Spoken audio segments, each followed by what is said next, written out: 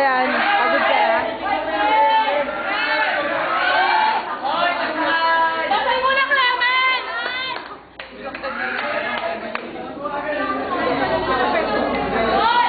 Nasa likod na.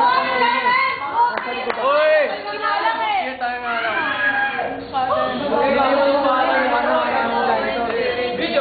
Lord, thank you for all the strength that you gave us today to perform. We did our best.